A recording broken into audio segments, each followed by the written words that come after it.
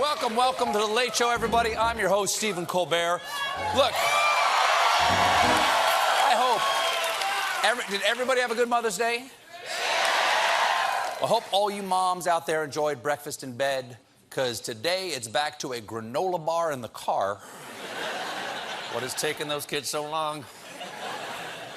The president celebrated Mother's Day by delivering this video message. My fellow Americans, this Sunday is one of the most important days of the year, Mother's Day. It's a special opportunity to thank all of the mothers and grandmothers in our lives. Especially the ones Michael Cohen paid to shut up. Thanks, Mom. Thanks, Grandma. Thank you. Okay. Close them up, huh? Trump seems to have a peculiar understanding of what mothers exactly do. Since the earliest days of our republic, America's strength has come from the love and courage and devotion of our mothers. Through their grit, determination, and incredible spirit, they pioneered the West and settled the frontier.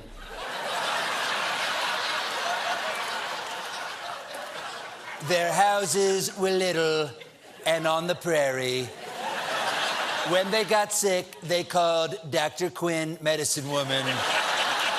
Then, sadly, their oxen drowned while forging the river, and they had to reboot the game. But Oregon Trail? Oregon Trail? Good. Oregon Trail. The president went on to talk about his own mother.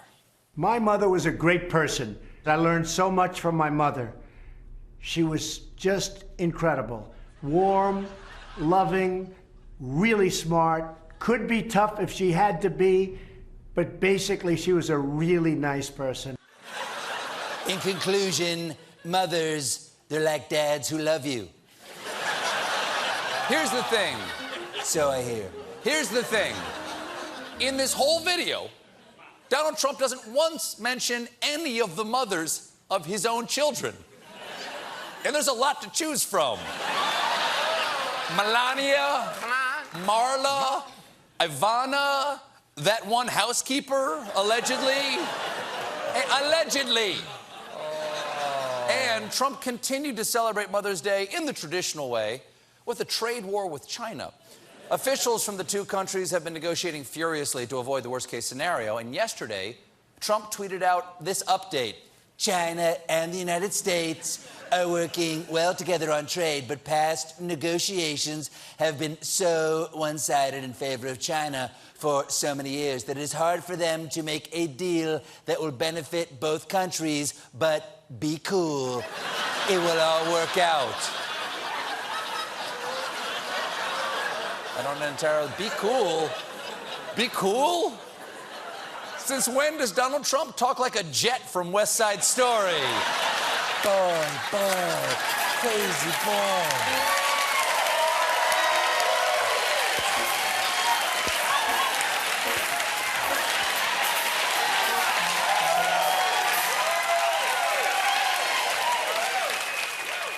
Be cool, boy. Easy action. But... building up to that clip. But it makes sense. Trump's afraid of sharks and Latinos. Trump probably had to tell his bros to chillax because of this tweet he had sent earlier. President Xi of China and I are working together to give massive Chinese phone company, ZTE, a way to get back into business fast. Too many jobs in China lost. Commerce Department has been instructed to get it done.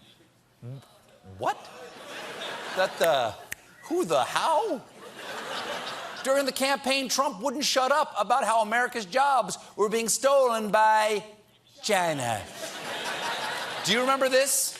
China has taken millions of jobs, thousands of factories. What they've done to us, it's actually, I thought about it the other day, it's the greatest theft in the history of the world. We're living through the greatest jobs theft in the history of the world. They've taken our jobs, they've taken our base, they've taken our manufacturing all over the place. China is eating our lunch. They are absolutely killing us. The point is, this is directly opposed to everything Trump said. I can't wait for his next tweet. Have you heard about all the problems in Mexico? We have got to let these good people into our country.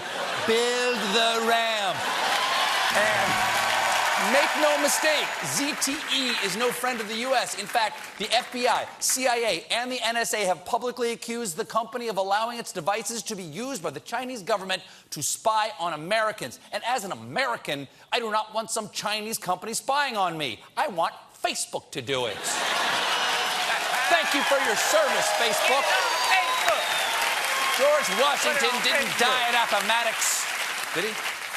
Plus, ZTE is only in financial trouble because they admitted to making illegal shipments to Iran and North Korea. So the Trump administration banned American companies from selling its components. Now you can't just reverse your own penalty. Sir, do you know why I pulled you over? You were doing 90 in a school zone.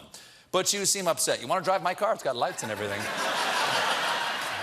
Trump also is futzing with the Middle East because today the United States officially broke with tradition and opened an embassy in Jerusalem. Now he's just got to destabilize Antarctica and he'll have global crisis bingo. In response to moving the embassy, deadly violence has broken out, but according to the U.S. ambassador to Israel, the act of moving the embassy sends the message to Israel that, quote, you are not alone. It's true. Israel is not alone. There's a bunch of other people who live there too. They're the angry ones. Now, the president couldn't be there himself because, you know, the angry people. So, instead, he sent Peace Treaty Barbie and Collusion Ken. Jared.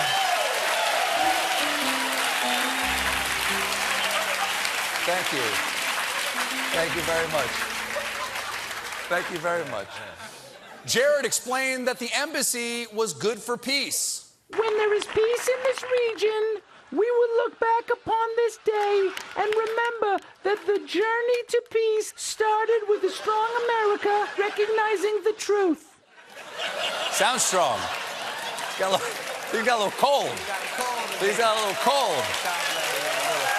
Yeah. Yeah.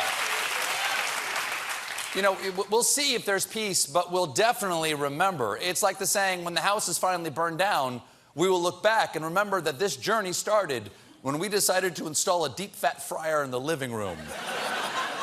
And Ivanka welcomed the crowd on behalf of her father by saying this. On behalf of the 45th President of the United States of America. Yes.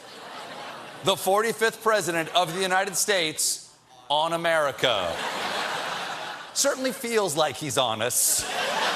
I think we all get $130,000 now. So, that's the price, right? I won't say anything. I won't.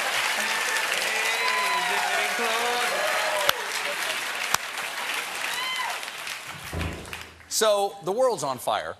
But at least we know Donald Trump is getting good advice from the best people. For example, Fox News host and hurtful Irish stereotype, Sean Hannity.